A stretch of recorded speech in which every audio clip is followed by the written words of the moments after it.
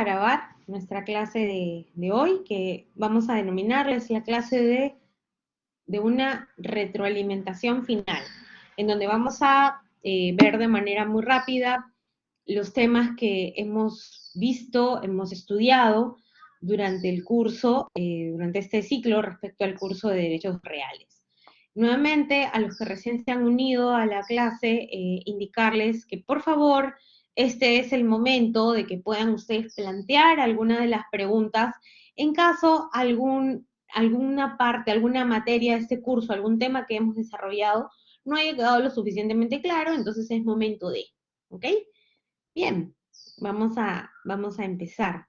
No olvidemos que en realidad al día de hoy ya podemos hablar del logro del curso. Después de haber visto todos los temas que hemos tocado en este curso, pues ya sabemos, reconocemos, confirmamos que los derechos reales es aquella rama del derecho civil que nos ayuda a resolver casos específicos sobre situaciones cotidianas y trascendentales. Muchas de las cosas que hemos hablado en esta clase, en este curso, en todas las clases, han sido objeto de la vida real, o sea, han sido ejemplos de la vida real, casos de ustedes, casos que me ha tocado ver en mi vida profesional en algún momento, ¿no? Que hemos compartido. Y también lo que hemos visto en los plenos casatorios, que son obviamente que parten de situaciones cotidianas y trascendentales. Esto a partir del análisis que hemos hecho de la normatividad, entiéndase esto el Código Civil, normativa especial, que también hemos podido revisar, como es por ejemplo, la ley 27157, ¿no? Que nos habla del régimen de propiedad exclusiva y propiedad común. Y sobre todo la jurisprudencia. Recordemos que en este curso hemos tocado alrededor de 4 o 5 plenos casatorios, ¿no? Que están relacionados, muy vinculados a la materia de derechos reales. Y en realidad va a servir mucho para cualquier materia de derecho que ustedes lleven. El siempre revisar la jurisprudencia relacionada a la materia es, como ya habrán ustedes podido comprender, una fuente del derecho muy importante para nuestro aprendizaje. Parte de este logro también es que vamos a poder proponer alternativas de solución a fin de otorgar un dinamismo a las relaciones jurídico-patrimoniales, beneficiando a los agentes económicos en cuanto a la circulación de los bienes. Los derechos reales están estrechamente vinculados con el análisis económico del derecho. Este logro es el que presentamos al inicio del curso. Si ustedes recordarán, fue una de las primeras láminas que pusimos para decir, bueno, ¿de qué se trata este curso, no? Y al día de hoy, con todo lo que hemos revisado, sí podríamos reafirmar el logro de este curso. Recordemos que nuestra materia sobre derechos reales que hemos visto han sido cada uno de los tipos de los derechos reales que son, recuerden ustedes, números clausus, es decir, que están regulados taxativamente, expresamente, en la norma, sea el Código Civil o también normativa especial, como son los derechos reales que están enumerados aquí en la lámina, y también los derechos reales de garantía. Recordemos que es un tipo de derechos reales que hemos visto.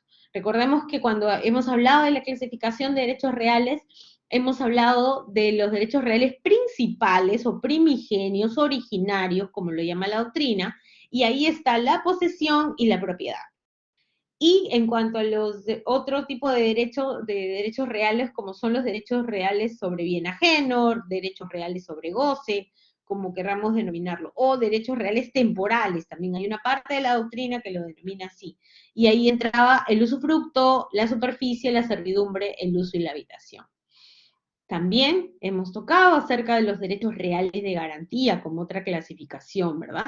Que al igual que los derechos sobre bien ajeno o derechos de goce, de reales de goce, el derecho real de garantía también compartía la característica de la temporalidad, ¿verdad? Es algo muy importante, además de la accesoriedad. Recordemos que una de las primeras clases era el objeto de los derechos reales como son los bienes. Hemos hablado de la clasificación y acá les hago recordar que usamos esta infografía de nuestros amigos de Enfoque de Derecho, que es bastante resumida, pero además nos trae unos conceptos bastante puntuales, ¿no? Sobre cada uno de los bienes. Es muy importante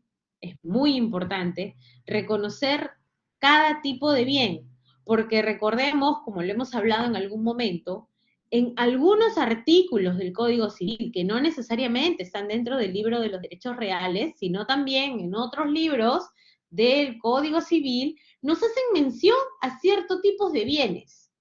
Recordemos el tema de en derechos de las obligaciones, cuando van a ver ustedes diferentes tipos de contrato, hacen mención a un tipo de bien en específico, ¿no? Sea bien mueble, inmueble, pero también en algún momento habla de bienes consumibles, habla de bienes fungibles.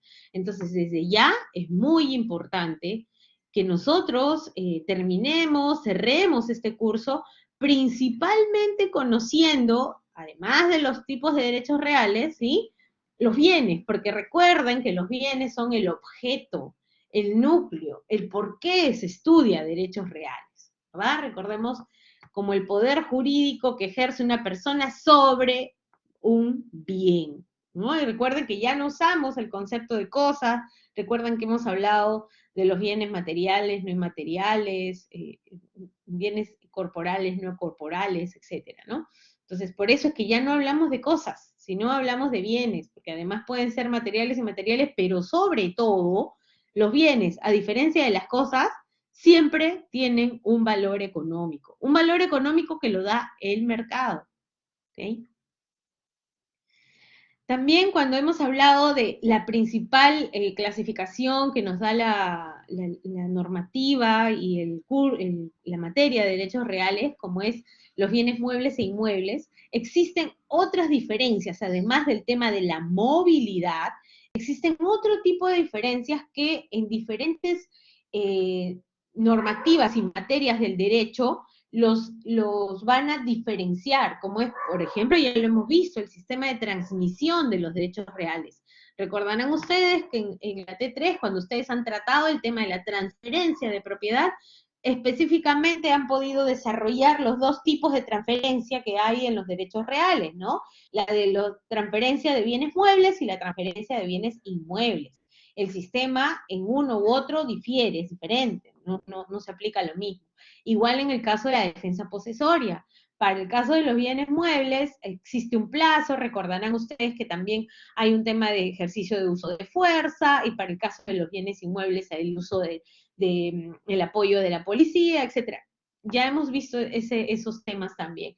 El caso de la prescripción adquisitiva, para adquirir un bien por prescripción adquisitiva, ¿no? Las características pueden ser similares, sin embargo, diferían en el plazo, recordarán ustedes, ¿verdad? El tema de las garantías también, existen garantías que rigen para bienes muebles, otras que solamente para bienes inmuebles, ¿verdad? Los contratos también, van a ver ustedes a lo largo de la carrera, que cuando lleven el curso de contratos, existen contratos que son determinados para solo bienes muebles, solo bienes inmuebles. Igual en el caso de la publicidad y el registro, ¿verdad? Recuerden que son cosas no necesariamente similares, o sea, el registro te da publicidad, pero no necesariamente toda publicidad se va a dar a través del registro. Recordarán que cuando hemos estudiado el tema de la posesión tiene como característica principal la conducta, ¿verdad? Que no hay como mejor publicidad frente a terceros que el comportarse, el hacer como que la cosa fuera de uno, el bien fuera de uno, ¿verdad? Recordarán eso también. En el caso tributario también, definitivamente el tema de la transferencia de bienes muebles, en el caso de bienes inmuebles, afectación de tributos respecto de ello, tanto tributos municipales como también tributos a nivel de orden nacional, ¿no? Impuestos, ejemplo, contribuciones o determinadas tasas. Y para el régimen penal igual, ¿no? Existen ciertos tipos penales en aquellos casos en donde se involucran delitos económicos, por ejemplo, en donde, digamos, el móvil o el objeto, el bien jurídico podría ser un bien mueble, un bien inmueble, y sobre todo el móvil, ¿no? Para desarrollar el delito. En fin, ya también lo estudiarán en su rama de derecho penal. También habíamos hablado de otro tipo de bienes que también nos trae la clasificación, la doctrina, ¿verdad? Recordarán ustedes cuando les di algunas lecturas, especialmente del doctor Barsi, él habla de los bienes comerciables e incomerciables, también se habla de los bienes públicos y los bienes privados. Dentro de la clasificación de bienes públicos, recordarán que está la clasificación de los bienes del Estado, ¿verdad? Más que de bienes públicos, bienes del Estado, en lo cual el Estado puede tener bienes de dominio privado del Estado, pero también bienes de dominio público, en donde el Estado es el administrador sobre el cual ejerce soberanía, porque los bienes públicos es de todos y es de nadie a la vez, recordarán eso, ¿verdad?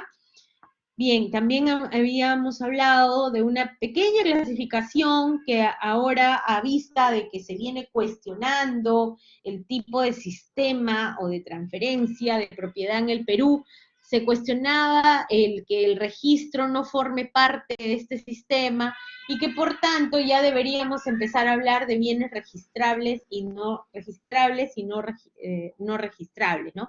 Aquellos que no requieren ser inscritos, pero van a existir algunos bienes que sí debería la norma exigir su inscripción.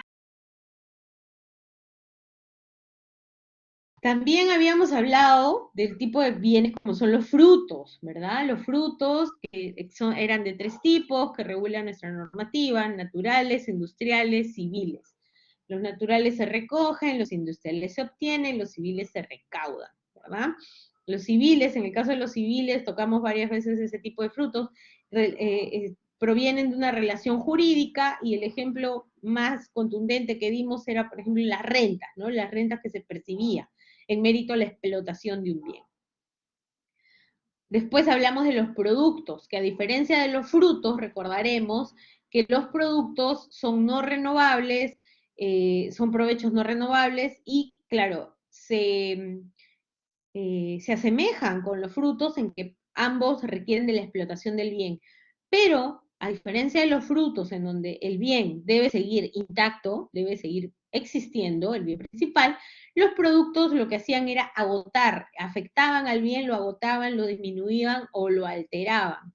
Y lo que se buscaba en los productos siempre va a ser rentabilidad. También hemos tocado a cada uno de estos derechos reales, los hemos estudiado: la posesión, los tipos de facultades que nos ofrece la posesión y la característica que quizás no tienen otros derechos reales, que era como propietario, ¿no? La facultad es ejercer todas aquellas facultades de uso o disfrute, pero como propietario, ¿no? Como si fuera el propietario. Recordemos que la posesión, a diferencia de los demás derechos reales, es un derecho real que hablamos que era de apariencia, ¿verdad? Y la mejor publicidad para la posesión era la conducta, el hecho, el ejercicio de la posesión en sí. Y que esta posesión sí podría ser transformada en propiedad mediante la prescripción adquisitiva. En el caso de la propiedad también habíamos estudiado, recordarán que tiene todas las facultades, que en sí tiene todos los derechos reales, que tiene un derecho real como es el uso, disfrute, disposición, reivindicación, es un derecho real perpetuo, ¿verdad? A diferencia de los derechos reales sobre bien ajeno, como son el usufructo, la servidumbre, superficie, el uso y la habitación, que como ven ustedes tienen como característica principal la temporalidad. Podríamos decir que la posesión también podría ser temporal siempre y cuando exista un poseedor mediato y un inmediato. Recordarán ustedes esas clasificaciones, ¿no? Bien. Acá es otra lámina donde hay una especie de resumen de cada uno de los derechos reales que hemos visto. También, cuando hemos hablado de los derechos reales y especialmente el de posesión y propiedad, hemos hablado esa figura, esa institución jurídica, ¿no? Que es una forma de adquisición de propiedad, ojo, forma de adquisición de propiedad. Una de esas formas de adquisición de propiedad habíamos visto que es la prescripción adquisitiva de dominio. Para la doctrina, la prescripción adquisitiva de dominio es una forma de adquirir propiedad, pero también es aquel tránsito en que se va a dar la transformación de la posesión hacia la propiedad, siempre y cuando se cumplan con ciertos requisitos determinados, ¿verdad? Entonces recordarán que la prescripción es una forma originaria de adquisición de propiedad. ¿Por qué originaria? Porque aquí no existe transmisión. Aquí una persona va a adquirir la propiedad por sí sola, pero con ciertos requisitos concurrentes. Y es a título gratuito, aquí no hay contraprestación. Y en realidad lo que va a primar aquí es el tipo de posesión que se ejerce y el tiempo, ¿verdad? Para que esta posesión luego se convierta en propiedad. Recordemos un poco los requisitos de la prescripción adquisitiva, tanto hablábamos de una extraordinaria y de una ordinaria. Dentro de los requisitos, ¿no? Era el comportarse siempre como un propietario, que todo el mundo crea que eres un propietario, además de ejercer posesión continua, pacífica y pública. Y el plazo para evaluar estos requisitos, digamos así, para que esto pueda convertirse en propiedad o para que nuevamente el poseedor adquiera la propiedad por esa prescripción, el tiempo dependía mucho tanto de qué tipo de bienes estamos hablando, sea muebles o inmuebles, pero también si es que además se contaba con un justo título y esto se ejercía de buena fe. Luego, después que hemos hablado de esta institución jurídica, de esta forma de adquisición de propiedad, hemos hablado de la propiedad en sí, ¿verdad? Y acá habíamos citado a un concepto que nos da el profesor Jorge Avendaño sobre la propiedad, ¿no? Y es un concepto que además está alineado a lo que al día de hoy regula nuestra constitución política, cuando nos habla del derecho de propiedad. También cuando hemos hablado de propiedad, recordaremos, hemos hablado de los límites del derecho de propiedad, porque si bien es cierto, recordemos que el derecho de propiedad es un bien perpetuo, absoluto, completo, integral, esa absolutez siempre se va a ver, porque no existe un derecho en sí, no existen derechos absolutos, ¿verdad? En el caso de la propiedad es uno de ellos, en donde va a existir límites, determinados límites a esa autonomía, a esa integralidad, a esa absolutez, como son, por ejemplo, el ejercicio abusivo del derecho que está prohibido, que está restringido, pero que además cuando se realiza un ejercicio abusivo del derecho de propiedad, el propietario está obligado a la restitución al estado anterior, ¿no? O a indemnizar a aquel que ha dañado con el solo ejercicio del bien del cual es su propiedad. También habían restricciones legales, ¿no? Que eran impuestas por la ley y que representaban ciertas cargas para el propietario, ¿no? Porque implicaba en muchas veces un no hacer y que tenían que cumplirse por mandato de ley. También se habló de las restricciones convencionales, ¿verdad? Que eran que tanto el propietario como cualquier sujeto que pretendía usar o no el bien, objeto de propiedad, pues se restringía, digamos así, de realizar ciertos actos, ciertas acciones. Para eso era importante que se pacte de manera expresa, ¿verdad? Y esas restricciones convencionales, te dice la norma, que deberían ser consideradas como gravámenes o como cargas, y por tanto deberían ser inscritas. Cuando alguna restricción que pacten las partes pueda afectar a terceros o deba ser de conocimiento de terceros, estas debían ser inscritas como cargas, ¿verdad? O gravámenes. Ejemplo, el tema de un derecho de retención, por ejemplo, o una anticrisis, ¿ok? Entre otros. Estoy soltando solo un ejemplo. Y también existían aquellos que se le conoce como límites de interés público o restricciones de interés público, restricciones al derecho de propiedad. Para algunos la expropiación es un límite al derecho de propiedad o es una restricción al derecho de propiedad. Yo les comentaba que mi posición es que la expropiación no es un límite al derecho de propiedad ni una restricción, es una forma de extinguir el derecho de propiedad. Sin embargo, lo coloco aquí porque en algunos textos doctrinarios, algunos artículos jurídicos, ustedes van a ver que la expropiación, algunos juristas lo consideran como un límite al derecho de propiedad. Otra figura que es un límite del derecho de propiedad de interés público son las habilitaciones urbanas, ¿no? Que se ejercen, que se realizan cuando un área de terreno que es de uso rural o rústico se transforma en urbano, pero para ello se requiere implementar infraestructura de servicios públicos, etcétera. Y por lo tanto, las áreas, los lotes de terreno, de ciertas personas, se podría ver afectada por la ejecución de estas habilitaciones urbanas, en todo o en parte. Luego hablamos del otro tipo de adquirir la propiedad, como es a través de la transferencia. Hablamos de una forma de propiedad que hemos mencionado hace un momento, de adquirir propiedad, como es la prescripción.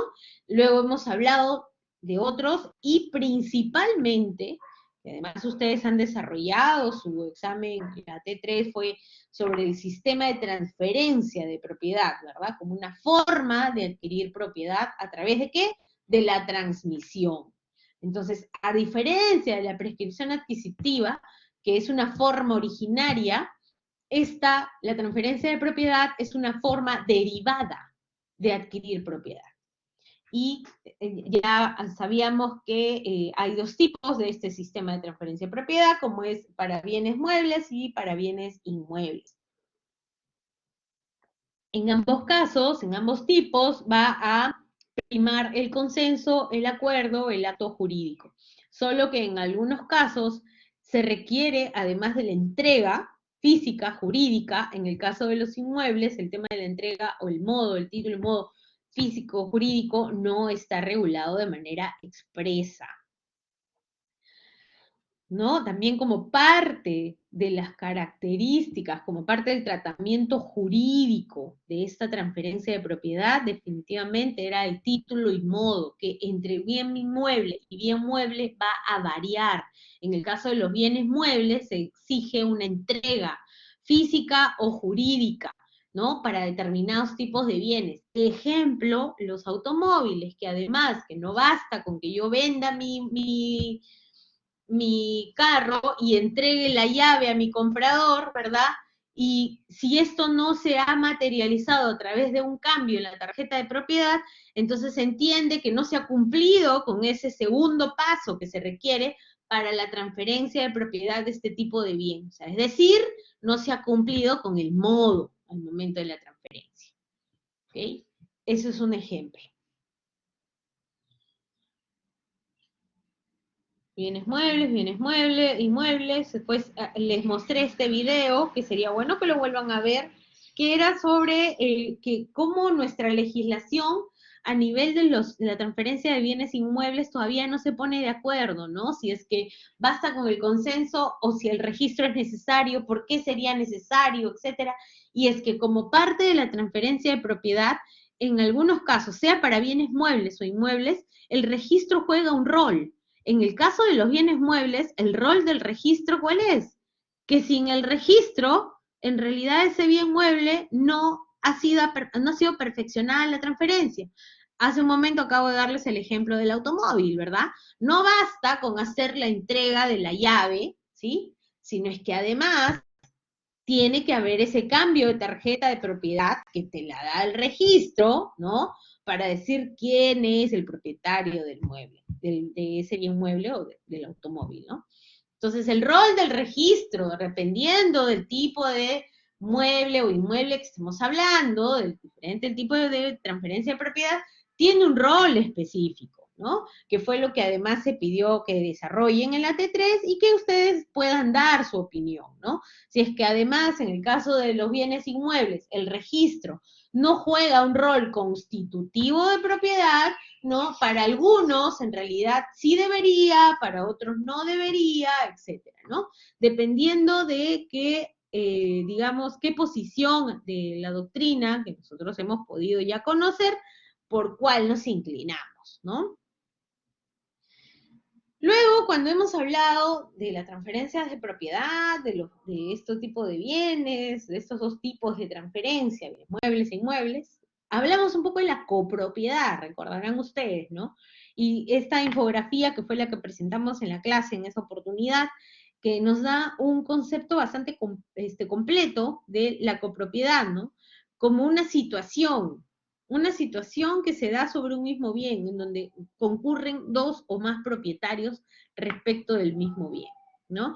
Y cómo se identifica, ¿no? El nivel de propiedad de uno y de otro propietario a través de lo denominado cuotas ideales, ¿no? Sobre el bien. Las características que se dio de la copropiedad, ¿verdad? En que cuando hablamos de copropiedad, no es que cada uno sea, se entiende que las cuotas ideales, que es un concepto bastante, vamos a decirlo así, abstracto, ¿sí? No hay una parte material, no es que si estamos hablando de la copropiedad de una casa, recordarán ustedes que dimos el ejemplo un poco anecdótico de que, bueno, si somos copropietarios de esta casa, no significa que a ti te toca un cuarto, a mí me toca el otro, o me toca la planta de arriba, a ti la planta de abajo. Eso no es copropiedad, ¿verdad? La copropiedad es que todos son dueños de todo y pueden sí disponer de su parte, pero de esa parte que no es material, sino más bien, digamos, las cuotas ideales, ¿verdad? Luego hemos hablado de los tipos de copropiedad, ¿no? La ordinaria, la extraordinaria, ¿no? La ordinaria que era la común o sin indivisión forzosa, donde los copropietarios pueden pedir, están facultados para pedir la partición, ahí sí, para poder identificar quién es propietario de qué o de cuánto, ¿sí? Si es que las cuotas ideales las queremos convertir en porcentaje, si además lo que queremos hacer es convertirlo en metros cuadrados, por ejemplo, ¿no? Va a depender mucho del consenso de los propios copropietarios, ¿no? Y cuando hablamos de la copropiedad extraordinaria, es cuando hablamos de copropiedad con indivisión forzosa, que no se puede partir, no se puede dividir. Eh, y esto se da por mandato legislativo o porque quizás las mismas partes han pactado que no se divida el bien. Y esto recordarán cuando hemos hablado del pacto de indivisión, ¿verdad? Y en algunos casos se da esta copropiedad extraordinaria, como es en el caso de el régimen de independización y copropiedad, donde en realidad las áreas, servicios comunes, no se pueden partir, porque el partirlo implica que voy a restringir el derecho de uno o de otro copropietario, por la misma naturaleza, ¿verdad?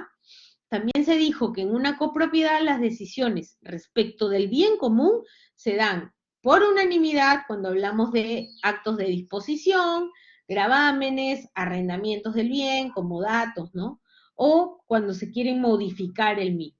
Y cuando se requiere mayoría absoluta, actos de administración ordinaria, ¿verdad? O sea, con la finalidad de, por ejemplo, introducir mejoras necesarias. Recordarán ustedes que cuando hemos hablado de la posesión se habló de cuáles son esas mejoras necesarias que buscan que mantener vigente o en buen estado el bien. Entonces aquí, en el caso de los actos de administración ordinaria que nos habla la copropiedad, está referido en su mayoría a el tipo de mejoras necesarias que se deben de introducir al bien para que éste siga subsistiendo.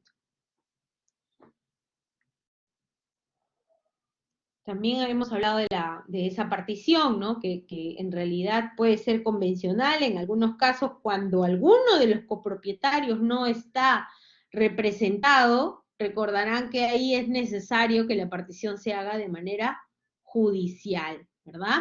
La convencional, la judicial y hay una convencional especial. Y esto era de acuerdo al artículo 987 que nos hablaba de las personas con discapacidad, ¿no? Que para ello se requiere la intervención del juez en caso alguno de los copropietarios quisiera aplicar la partición. También otro caso de copropiedad forzada y de manera factual que hablamos era la medianería, ¿no? Y que a efectos de, para ambos propietarios de los dos predios, eran copropietarios de la pared medianera y con lo cual esta copropiedad se convertía en una carga, que debían ser inscritas como carga. ¿Qué se inscribe como carga? La pared medianera en ambos predios, en las partidas de ambos predios que comparten esta medianería. Luego hablamos, después de la copropiedad, hemos hablado del régimen de independización y copropiedad y el régimen de propiedad exclusiva y propiedad común, que son al día de hoy los dos regímenes de propiedad horizontal que están vigentes en nuestra legislación. Sobre el régimen de propiedad exclusiva y propiedad común hemos hablado un montón, hemos dicho incluso sus elementos de este régimen, ¿no? Como son aquellas secciones exclusivas, los bienes comunes, los servicios comunes, la junta de propietarios y el reglamento interno. También los derechos que nos permiten las secciones exclusivas, ¿no? El usar, disfrutar, el disponer, ¿sí? Y da derechos sobre un porcentaje respecto de las áreas comunes.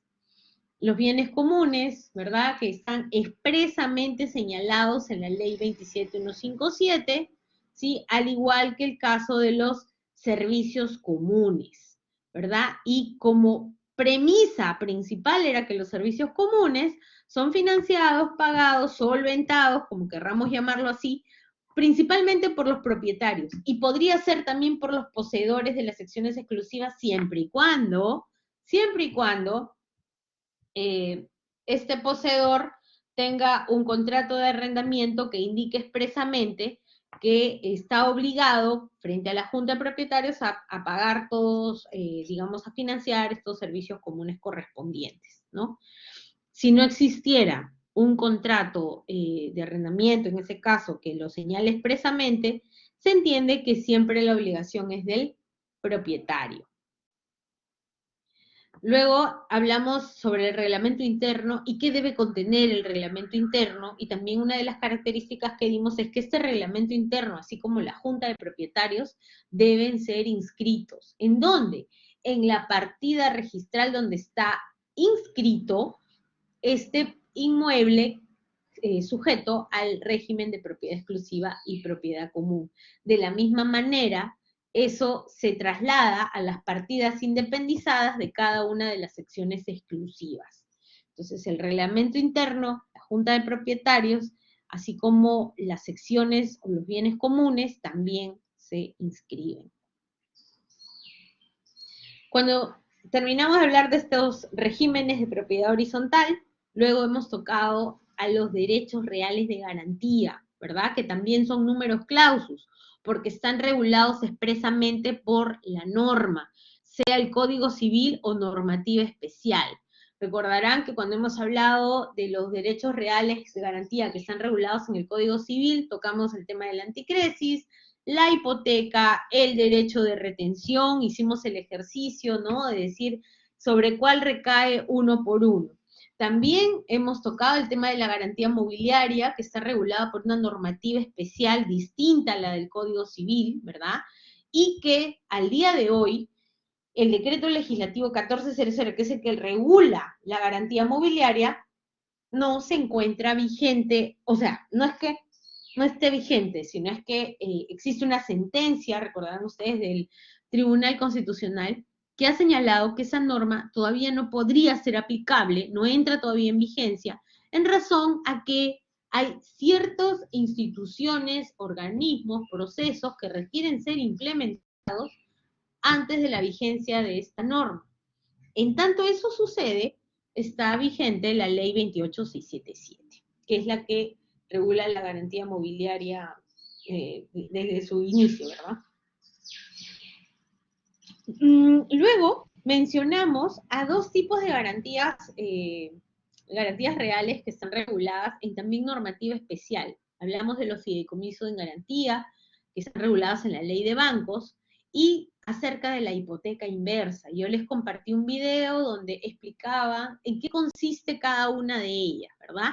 En el caso del fideicomiso en garantía, es una figura netamente del sistema financiero. Sin embargo, tiene las características de ser una garantía. Y en el caso de la hipoteca inversa es muy similar en cuanto a los principios relacionados al tema de la hipoteca, pero tiene una connotación diferente, ¿verdad? Que tiene fines en los cuales, ¿cuál es el momento en que se empieza a pagar esa deuda? Ejemplo era en el caso de aquellas personas que reciben una pensión y que luego que ya alguno de ellos fallezca, se traslada la obligación para el pago de la obligación a los herederos. Eso es un ejemplo de la hipoteca inversa. Tiene otros supuestos también. Recordemos que existe la ley que ven ustedes aquí, ya existe un reglamento, y les compartí un video donde explicaba muy bien en qué consiste este mecanismo de hipoteca inversa. Aquí era un poquito el ejercicio que en algún momento les dejé, estos cuadritos, ¿no?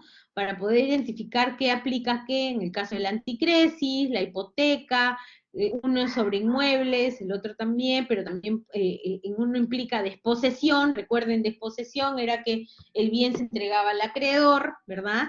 Si se requería o no alguna formalidad, en el caso de la anticresis solo la escritura pública, en el caso de la hipoteca requiere dos tipos de formalidades, ¿no? No solamente la escritura, sino además la inscripción. El derecho de retención, la garantía mobiliaria, ¿verdad? En fin. Ese es el tipo de ejercicio y nuevamente les sugiero que aprovechen los cuadritos que les he compartido en los anteriores PPTs y también en los links que compartí donde ustedes pueden hacer este ejercicio, tanto para los derechos reales de garantía como para los otros tipos de derechos reales que hemos estudiado. Como parte final del curso, hemos hablado del sistema registral peruano, ¿no? De la vinculación de los derechos reales con el sistema registral peruano. Mencionamos también que ese es el objeto, el título, la materia que se va a desarrollar en el examen final, los derechos reales y el sistema registral peruano. Entonces, los invito a repasar, ¿no? La clase pasada, el material de la clase pasada, tanto del Blackboard como también ver el material que les compartí y, ¿por qué no?, volver a mirar la videoconferencia de la semana pasada, ¿no? En donde para el sistema registral peruano, recordemos, desde el punto de vista de los derechos reales, ¿sí? El sistema registral peruano, respecto de los derechos reales, vinculados a los derechos reales, dimos ciertas características o ciertas ideas fuerzas de este sistema registral peruano, como es que para el caso del sistema registral peruano, ¿cuál es el objeto de la inscripción? Y ahí es donde yo les decía que vamos a encontrar en la doctrina, tanto en la doctrina de derechos reales como en la doctrina registral, ¿sí?, que no hay una uniformidad respecto a cuál la finalidad o el objeto de una inscripción registral. Para algunos, el objeto es la publicidad de los actos o de los derechos que están inscritos en el registro, ¿no? Es la publicidad. Para otros, la finalidad o el objeto de la inscripción registral es la oponibilidad a terceros, ¿no? Entonces, con la inscripción yo puedo poner este derecho, este acto, frente a terceros. Y para otros, la inscripción tiene por objeto la seguridad jurídica. Va a depender mucho de lo que ustedes puedan revisar de este tema para poder explicar en el examen final cuál es su posición para ustedes, cuál es el objeto, la finalidad que tiene el proceso o el procedimiento registral, la inscripción registral, ¿no? ¿Para qué? ¿Por qué? También hablábamos de que desde ya los derechos reales tienen como principal característica que puedan ser oponibles a terceros, ¿no? ¿Qué es lo que se opone a terceros? Aquel poder jurídico, ¿verdad?, que ejerce una persona respecto de un bien. Entonces, lo que se busca dentro de las características de los derechos reales es que esa relación entre una persona y el bien pueda ser oponible a terceros, ¿no? Y que la inscripción lo que facilita es la publicidad de esta relación que hay entre esta persona respecto de un bien, ¿no? Y que los terceros puedan conocer de esa relación jurídica. En el caso de los derechos reales principalmente, respecto del sistema registral, existen algunos derechos reales que se van a constituir a partir de la inscripción. Por ejemplo, el derecho real de hipoteca. el derecho real de garantía, como es la hipoteca, ¿no? Ahora, respecto de otros actos o derechos reales, donde la norma no te diga expresamente que deba ser inscrito, ¿no? No implica que no se pueda inscribir. Lo que sucede es que, digamos, perdón, no implica que si no se inscriben no surten efectos. Definitivamente sí. De surtir efectos, surte efectos. El tema está en que si puedo o no, o si es el registro me va a ayudar o no a poder oponerlo frente a terceros, ¿no? Y para nuestro sistema registral peruano, respecto de los derechos reales, la inscripción en la mayoría de casos, ¿verdad? Es una inscripción declarativa, es decir, que el derecho nace fuera del registro, antes del registro. Y lo que se busca es que el registro refuerce esa oponibilidad frente a terceros. También dijimos que respecto de los registros públicos regulados en el Código Civil, el que nos interesa respecto de nuestro curso es lo relacionado con el registro de la propiedad inmueble y con respecto del registro de bienes muebles, ¿verdad? Los derechos reales y el registro, ¿verdad? Por ejemplo, en el caso de los derechos reales y los reales de garantía, buscan publicidad, oponibilidad frente a terceros, seguridad jurídica, la protección del tráfico patrimonial de bienes, que es otro objeto, otra finalidad que también algunos abogados, como es el caso del doctor Alfredo Bullard, que es quien defiende esta teoría del análisis económico del derecho, ¿verdad? En donde nos dice que la inscripción respecto de los derechos reales lo que busca es también proteger este tráfico patrimonial de bienes, ¿no? Y para algunos el registro es un mecanismo esencial.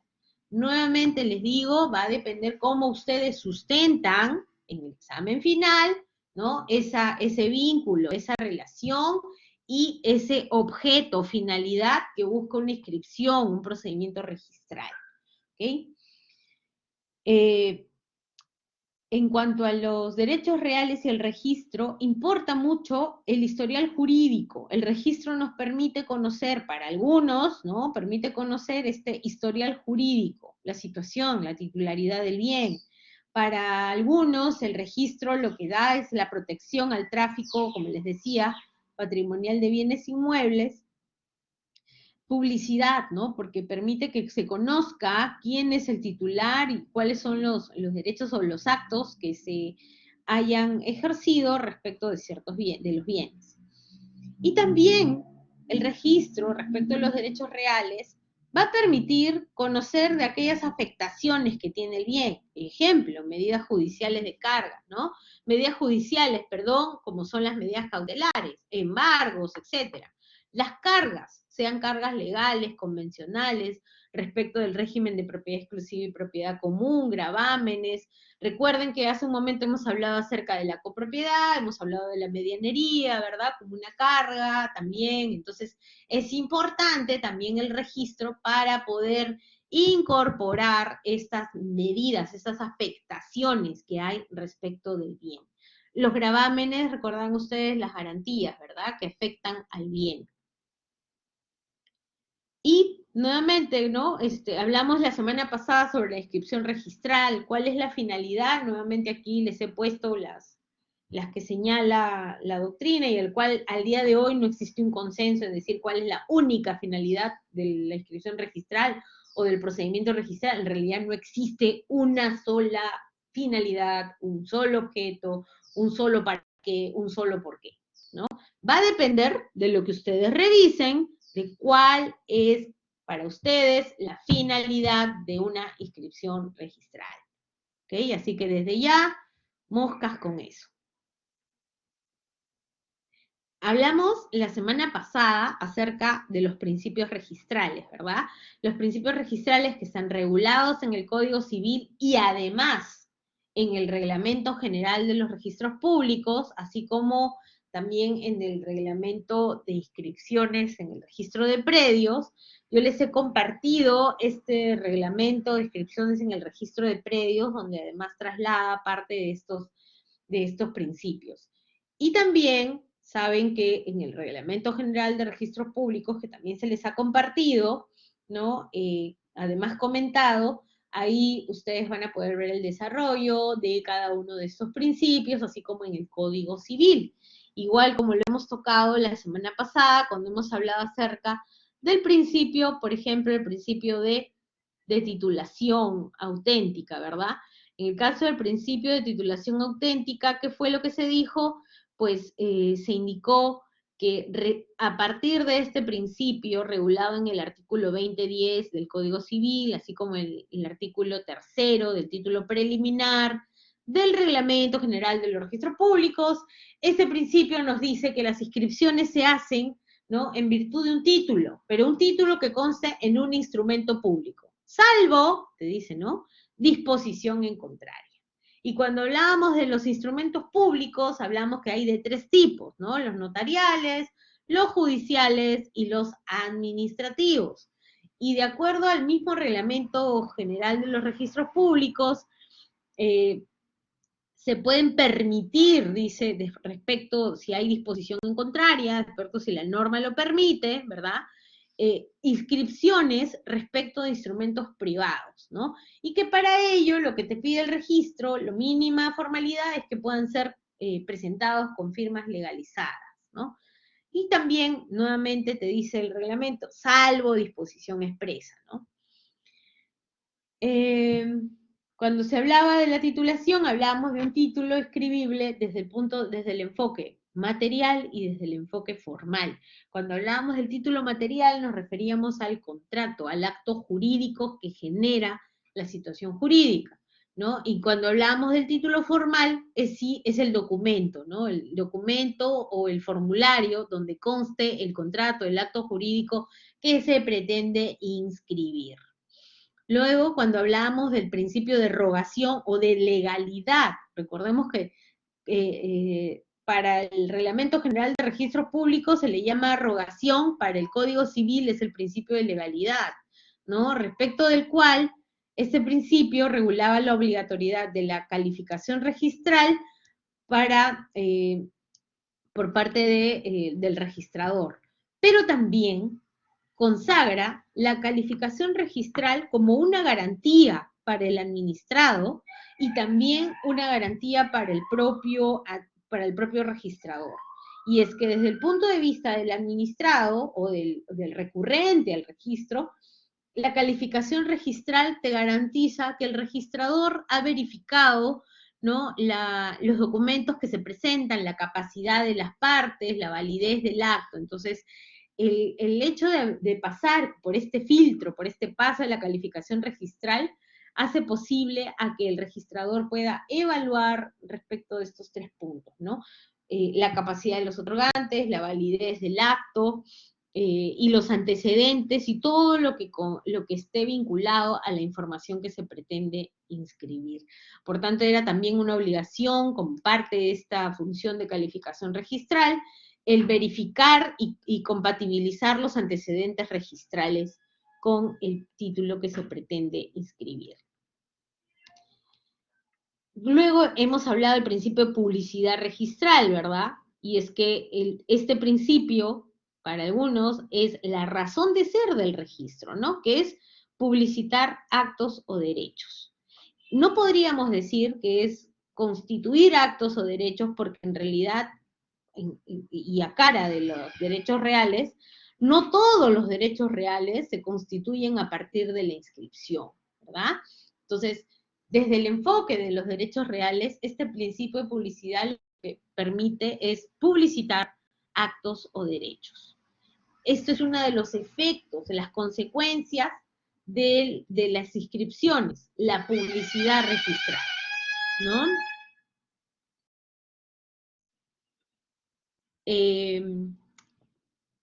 Ahí también hablábamos de publicidad material y publicidad formal. En el caso de la publicidad material, recordemos que se habla específicamente o se refiere a la situación o al acto, al negocio jurídico, que es factible, que pueda ser reconocido por terceros y que tenga eficacia respecto de estos. Y en el caso de la publicidad formal, es lo que se denomina la forma de la inscripción, ¿no? Los asientos registrales, las partidas, los rubros, etcétera, ¿no? Toda la parte formal en sí que trae una inscripción. Recordemos que hablábamos del rubro A, donde está el antecedente del predio, el rubro B es la descripción actual del predio, el rubro C era los títulos de dominio, en el D se inscriben las cargas y gravámenes, etc. Esa parte, esa división, esa organización está trabajado en el marco del principio de publicidad, desde un enfoque formal. Luego se habló del principio de legitimación, en el mérito del cual se decía que las inscripciones se presumen ciertas, mientras que no se declaren judicial o arbitralmente su invalidez. Mientras que estén inscritas, se entiende que son válidas, salvo que puedan declararse inválidas, ¿no? Y una de las últimas modificaciones que tuvo el artículo 2013, que regula este principio de legitimación, abre el espectro no solamente para una declaración judicial de invalidez de la inscripción, sino también ahora es posible la declaración arbitral, es decir, que a través de un laudo arbitral también es posible que un tribunal arbitral o un árbitro pueda pronunciarse sobre la validez o no de un acto que contiene un asiento registral. Entonces, esta presunción de que todo lo que está escrito es cierto, recordemos que es una presunción juris tantum, quiere decir que puede ser desvirtuada, o sea, salvo prueba en contrario, ¿no? Salvo que lo declaren inválido ese asiento. Y es que la inscripción en sí jamás va a convalidar actos que van a ser nulos o anulables. Luego hablábamos del principio de fe pública registral, que es distinto, recordarán ustedes, al principio de publicidad. En el caso de la fe pública registral, el código nos habla del tercero registral, ¿no? Como aquel que debe protegerse, aquel que la norma lo protege. ¿Por qué? Porque es aquel que ha adquirido, ¿sí?, derechos reales de buena fe y a título oneroso. O sea, tendrían que concurrir estas dos principales características, perdón, tres principales características. La tercera es que de quien haya adquirido es de aquella persona que aparezca en el registro como titular o como facultada para poder otorgar ese derecho real. Entonces, perdón, son tres situaciones, tres requisitos que deben concurrir para que hablemos de un tercero registral. Ese tercero, que este principio de fe pública registral te dice que quien adquiere de buena fe a título oneroso y del titular o de la persona que aparece en el registro, entonces entiende que esto es la fe pública registral. Él de buena fe ha creído en el registro y por eso pagó un precio y por eso se lo paga a quien aparece en el registro. Entonces a ese se le dice que no se le puede perjudicar si es que ese derecho, el derecho del cual se le ha transferido ha sido previamente cuestionado ante instancias ajenas a su transferencia. Es decir, si es que se cuestiona la anterior relación jurídico-patrimonial respecto del bien, ¿no?, eso no tiene por qué impactar o cuestionar o afectar a este tercero registral. Luego hablábamos del principio de tracto sucesivo, que en realidad es un principio bastante formal de cómo se organiza digamos así, las partidas electrónicas, el registro, para hacer también incluso fácil la búsqueda para los terceros interesados, ¿no? Este principio tiene un carácter formal, que es lo que permite la comprobación de las inscripciones, la técnica de inscripción a través de un folio real, ¿no? Y es que tiene que haber un nexo causal entre los derechos que se registran y, digamos, la relación anterior a esta para que haya una concatenación. Luego hablábamos del principio de prioridad, ¿no? Prioridad de rango y prioridad o preferente de rango o preferente, como queramos llamarlo, y la prioridad, excluyente. En la prioridad de rango, la prioridad preferente, ¿sí? Nos dice el Código Civil que la prioridad en el tiempo de la inscripción es la que va a determinar la preferencia de los derechos que otorga el registro. Con lo cual es importante tener en cuenta desde la vigencia del asiento de presentación, para poder determinar el primero en el tiempo, el primero en el derecho, ¿verdad? Esto solo se aplica, hablábamos cuando se tratan de títulos compatibles. No es lo mismo hablar de títulos similares que títulos compatibles. Recuerden eso, lo hemos desarrollado, lo hemos explicado la semana pasada. Un título compatible es uno donde no va a imposibilitar el ejercicio de otro. Es decir, ejemplo, la inscripción de una propiedad y luego la inscripción de una carga por pared medianera, por ejemplo. ¿Ya? Esos son títulos compatibles, porque no es que un derecho va a primar sobre el otro o que haya una, digamos así, una repartición o una distribución del mismo derecho sobre más de una persona, salvo que sea una copropiedad. Entonces, ahí hablábamos de títulos compatibles. Y cuando hablábamos de la prioridad excluyente, ahí nos habla de los títulos incompatibles, aquellos donde los actos y derechos se van a excluir entre sí, ¿no? Y dábamos el ejemplo de que un titular registral realiza una compra a un tercero en una semana y a la siguiente semana realiza una compra a otra persona distinta, ¿no? Entonces ahí, si van ambos títulos al registro, es imposible que el registrador los inscriba, porque serían títulos incompatibles. Finalmente hablamos del principio de especialidad, ¿no? Que en realidad está muy vinculado o tiene la misma característica, vamos a decirlo así, que el principio de tracto sucesivo respecto al tema de la operación del registro, porque este principio de especialidad, que además está regulado en el Reglamento General de Registros Públicos, nos dice que en realidad, por principio, por cada bien inmueble o por cada bien, digamos así, se abre una partida, ¿no? Eso fue lo que hablamos la semana pasada en cuanto a los principios. Luego, lo que hemos dicho es, de estos principios, ¿cuáles son aquellos que impactan directamente en el administrado y cuáles son los que implican solo al registrador, digamos así, ¿no? Cuando hablamos del administrado o de la persona que acude al registro para poder acceder a una inscripción, ¿qué es lo que primero debe verificarse, garantizarse, ¿no?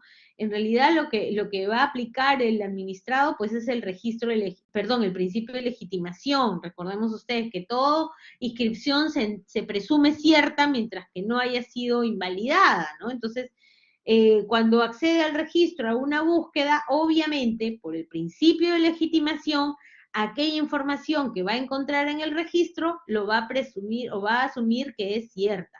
Igual el tema de la fe pública registral, ese tercero registral que adquiere de buena fe a título oneroso y de la persona que aparece en el registro.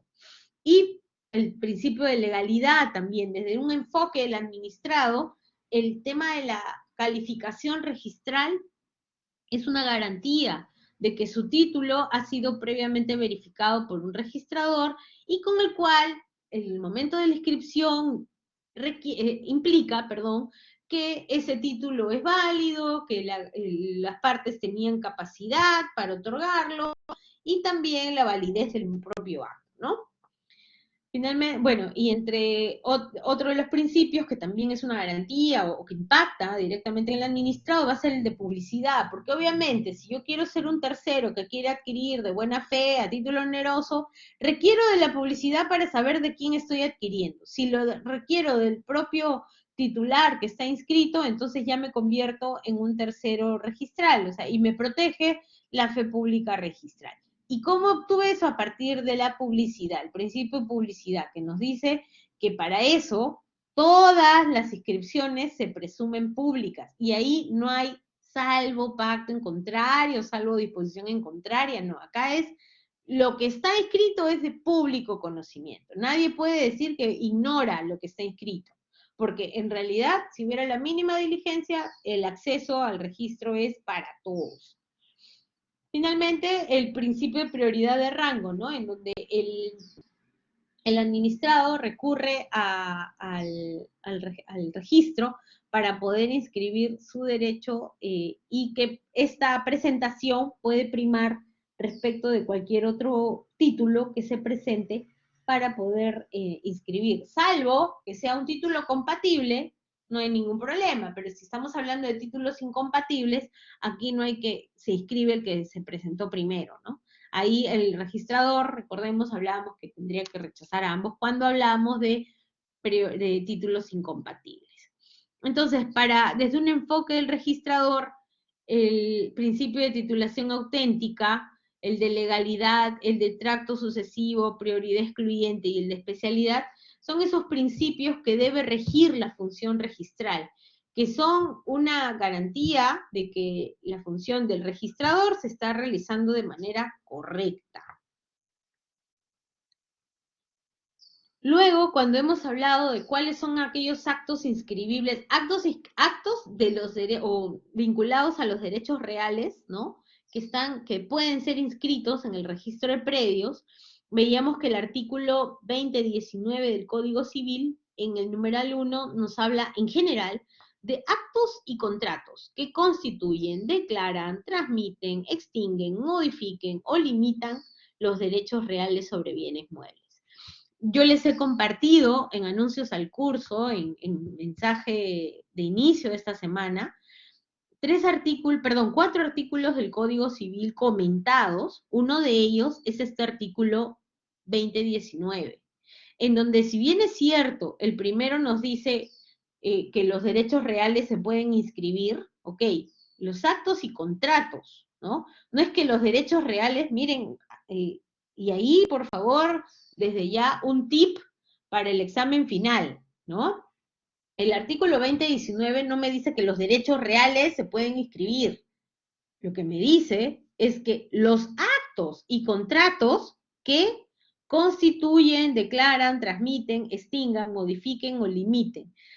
Estas actividades, estos actos, estas acciones, están muy vinculadas a lo que hemos tratado durante todo el curso. Los actos y contratos que constituyen a un acto que constituya, por ejemplo, un derecho real, una transferencia de propiedad, una prescripción adquisitiva, ¿verdad? Etcétera. Que declaren incluso la prescripción adquisitiva también, transmitan una transferencia de propiedad, una compra-venta, ejemplo, ¿no? Pero principalmente una transferencia de propiedad. Extingan, por ejemplo, una expropiación, ¿no? Modifiquen lo que hemos indicado, ¿no? Un cambio de régimen, una copropiedad o un régimen de copropiedad de independización o el cambio o la constitución de un derecho de superficie, ¿verdad? En donde ahí se separa el propietario del suelo con el propietario del sobresuelo o del subsuelo, ¿verdad? Entonces, miren esto, ¿no? Cada una de estas cositas, cada uno de estos actos que dice aquí este artículo, en realidad la idea es poder vincularlo con lo que hemos podido ver en el curso. De igual forma, algunos de estos numerales, como es el 4, el 8 y otros más que hemos visto la semana pasada, ¿no? Y que también están en este material que les he compartido, ¿no? Que están también vinculados a derechos reales. Entonces, tengan muy en cuenta eso, por favor, para el examen final, ¿ya? ¿Y qué es lo que nos dice el propio título, el propio Código Civil? Que, por ejemplo, los actos o títulos que están referidos a la posesión, esos no se inscriben, salvo cuál, cuando se declara la propiedad por prescripción adquisitiva. Pero en sí, la sola posesión no es un acto o un título que deba ser inscrito. ¿Ok? Entonces, es muy diferente a que yo inscriba un contrato de arrendamiento. Y es que ahí no lo voy a inscribir como un título, lo voy a inscribir como una carga, ¿ok? Pero en sí, la titularidad de una posesión por sí sola no se inscribe en el registro, ¿ya? Eso es lo que nos dice. En pocas palabras, lo que sí es bueno que tengamos en cuenta es que cuando hablamos de derechos reales inscribibles, ¿sí? Hablamos de actos o negocios jurídicos, ¿no? Que como señalaba el mismo artículo, crean, modifican, graban y extinguen derechos reales, ¿no? También es parte de la inscripción de los derechos reales que la descripción física del bien, ¿no? Cuando, por ejemplo, se edifica un bien y quiero inscribir esa edificación, lo que inscribo es la declaratoria de fábrica, inscribo las medidas, los linderos, los propios procesos de habilitación urbana, ¿no? También, ¿qué inscribo? ¿Qué derechos reales voy a inscribir? Los regímenes de propiedad horizontal, como hemos visto, el régimen de independización y copropiedad o el régimen de propiedad exclusiva y propiedad común. ¿Qué otros derechos reales se inscriben? Los derechos reales de garantía, entendiéndose los gravámenes, ¿no? Como aquellas garantías, la hipoteca, la garantía mobiliaria, etcétera, pero también las limitaciones al derecho de propiedad, que es lo que hemos conversado, ¿no? Las cargas se escriben como cargas. Incluso las servidumbres, que recordemos que cuando hemos tocado el tema de servidumbres, cuando hemos definido la servidumbre sirve para aquel predio dominante, que era aquel que quería pasar, ¿recuerdan? Pero que tiene restringido el pase porque existe un predio sirviente, que es el que está al costado y es el que va a tener que permitirle el acceso al titular de ese predio dominante para que éste pueda salir, ¿verdad? La servidumbre de paso. Entonces, para el predio sirviente, esa servidumbre es una carga. Para el predio dominante, la servidumbre es un derecho real sobre bien ajeno. ¿Ok? Igual en el caso de la superficie, en el cual se inscribe la propiedad superficiaria, ¿verdad? De lo que se va a edificar en el sobresuelo o en el subsuelo, y se inscribe como la carga, ¿cuál? El reconocimiento de la propiedad del suelo a otro titular. En el registro de la propiedad del suelo, el propietario del suelo va a tener que inscribir como carga esa propiedad superficiaria, hasta que termine el derecho de superficie. Y ya ustedes saben lo que pasa cuando termina un derecho de superficie. Bien, entonces como verán, antes de hablar de la primera inscripción de dominio, esa pregunta que les va a venir en el examen final, que ya les voy adelantando así, ¿no? Cuando hablamos, ¿qué tipo de derechos reales, qué derechos reales se inscriben, o cuál es la relación del derecho reales con el sistema registral, etcétera? Como ya pueden ver ustedes, ejemplos que hemos conversado y hemos analizado durante el curso, van a ver varios, en el cual ustedes van a poder plasmarlos, ¿ok? Entonces, nuevamente les digo, si bien es cierto, el tema del examen final es los derechos reales y el sistema registral, no significa que solamente voy a estudiar la última clase, porque como ya pueden ver ustedes lo que les estoy mencionando, implica, ¿no? En cuanto a lo que es declarar, transmitir, extinguir, modificar, etcétera, todo lo que hemos hablado durante el curso. Así que, por favor, bastante atentos en eso. Finalmente, en la clase pasada, en el tema pasado, hablábamos de la inmatriculación, ¿verdad? Como este acto registral que lo que va a permitir es esa primera inscripción de dominio, la primera inscripción que se va a dar respecto de un bien. La primera vez que el bien entra al registro, existe en el registro, se va a dar en mérito a la inscripción de la titularidad al mismo tiempo. ¿Qué quiero decir con esto? Que en nuestro sistema registral peruano, el hecho de que exista un bien que no haya sido inscrito, no se va a inscribir el título solo, ¿verdad? sino que se inscribe a partir de la inscripción de la titularidad. Eso es lo que nos dice el artículo 2018 del Código Civil, respecto del cual además les he compartido el desarrollo, ¿no? Los comentarios de este artículo del Código Civil. Bien, entonces hasta aquí, esto es un poco el resumen de todo el curso que hemos tocado. Nuevamente, decirles que si bien es cierto, el título del examen final son los derechos reales y el sistema registral peruano, no significa que solo van a revisar la última clase, porque como ya les vuelvo a repetir, una de las cosas que necesito que se desarrolle en el examen es el vínculo de los actos de los derechos reales que van a ser inscritos.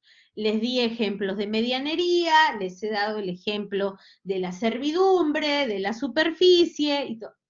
Eso es lo que ustedes deben de revisar para poder desarrollarlo en el examen final. ¿Ok?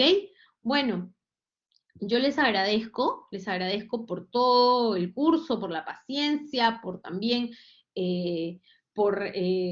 digamos, creo que era lo mínimo que yo como docente les debo brindar, como docente de la UPN, porque nuestro compromiso es ser exigentes para preparar a los estudiantes, a las estudiantes, a este mundo profesional que cada vez se vuelve más jungla, ¿no? Entonces, mi exigencia era una obligación respecto para ustedes. Entonces, tengan mucho en cuenta los comentarios que les he dejado en los anteriores exámenes, ¿sí? Que ustedes han desarrollado, para que más o menos puedan afinar un poco el tema en su examen final. Les deseo muchísima suerte en el examen final y el día lunes voy a colgar el video donde voy a explicar un poco cómo se debe desarrollar este examen final.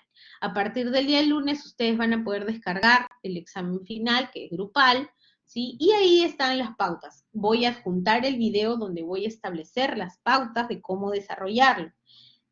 Desde ya les digo, y esto quisiera que quede grabado, lo peor que podrían hacer, estimados estudiantes, es pedirle a sus compañeros de otras secciones que tengan otros docentes que les permitan o que les jueguen su examen final, porque el criterio de evaluación de cada docente es distinto. Por eso es que yo les dejo el video donde soy yo la que voy a calificarlos y las que les voy a indicar qué es lo que deben de desarrollar. Y lo voy a decir por qué. En el examen anterior, en la T3, cuando hablamos de los tipos de transferencia de propiedad, en el video yo les expliqué que eso implica el tipo de transferencia de propiedad de bien mueble, de bien inmueble. ¿Qué es lo que me ha hecho la mayoría? No todos, pero la mayoría es listarme contratos de compraventa, donación. En realidad, esto es un curso de derechos reales. Y yo lo que necesito, y les digo con toda la experiencia del caso, es que si ustedes no van a tener claros y sólidos sus conceptos de derechos reales, no pueden ustedes pretender entender figuras contractuales. ¿Ok? Entonces, nuevamente, lo peor que podrían hacer para no perjudicar sus notas es, por favor, no recurran a los trabajos de otros estudiantes de otras secciones con otros docentes. Cada uno de los docentes tenemos ciertos criterios de evaluación, ¿ok? Entonces, los criterios de evaluación, además de los que están indicados en la rúbrica, los voy a explicar en el video que les voy a dejar. Así que, desde ya, mi sugerencia es que ustedes puedan agrupar aquellos materiales del Blackboard y también algunos que he compartido con ustedes. Traten de ver los videos acerca de las videoconferencias donde explicamos los derechos los derechos reales, en el cual Ahí hemos hablado de muchos ejemplos, de muchas cosas que, cómo se inscriben, qué cosa, cuál es el acto que se inscribe, de qué manera, y eso los va a ayudar mucho para poder desarrollar específicamente su examen final. ¿Ok? Y cuando se hable de explicar, por favor les voy a pedir que desarrollen. Yo lo que aquí pretendo es que ustedes desarrollen, se expliquen, digan qué es lo que ustedes piensan. Les he presentado en algunos temas que la doctrina no es uniforme. Entonces, para mí es muy importante que el estudiante se forme una posición. Independientemente a que esté bien, esté mal, en realidad acá no vengo yo a calificar eso. Lo que yo califico es cómo el alumno entiende el curso, qué es lo que ha entendido, cómo lo comprende. ¿Ya? Y finalmente, voy a volver a recalcar esto, no copien. Y si van a copiar algún texto que ustedes han encontrado muy interesante en el internet o en algún libro, citen la fuente. Citen la fuente. Porque de verdad lo único que hacen con eso es perjudicar su calificación. ¿Sí? Bueno, voy a detener la grabación. Muchas gracias a todos. Ok, ¿cuáles pueden ser los ejemplos de títulos que acrediten propiedad para su primera inscripción sobre el registro, donde se indica que incluye descripción de bienes? Si soy propietaria de un terreno y construyo una casa en ese terreno, entiendo que esa casa la debo inscribir.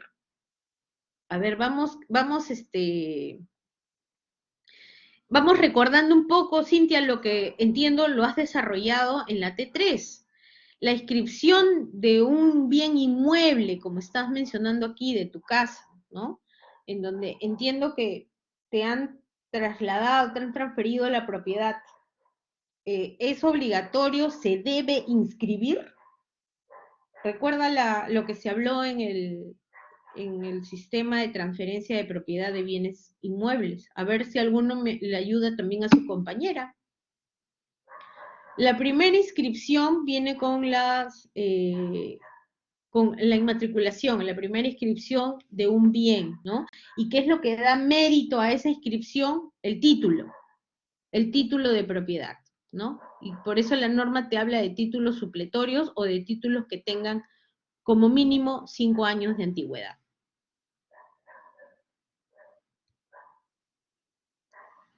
Un ejemplo, en realidad, es que tengas un contrato de compraventa muy antiguo, ¿sí? Y que nunca lo elevaste a escritura pública. Entonces, si ese título tiene más de 5 años de antigüedad, lo que haces es un procedimiento de inmatriculación considerando ese título que tiene más de 5 años de antigüedad. Muy bien. ¿Alguna pregunta más antes de culminar con el curso?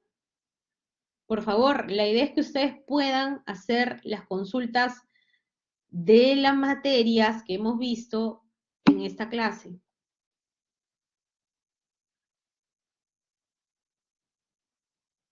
¿Qué te parece si lees la respuesta de Armida? Muy bien. Vamos a detener aquí la grabación. Por favor, atentos a los anuncios del curso. Y finalmente, quiero dejarlo aquí, también le voy a decir en anuncios al curso, en el mensaje de inicio, el examen grupal empieza el día lunes, ¿sí? Lunes 22, y se cierra el día sábado. Ojo, el día sábado, sábado 27. No es hasta el otro lunes, por si acaso, ¿ok? Así que, nada, muchísima suerte.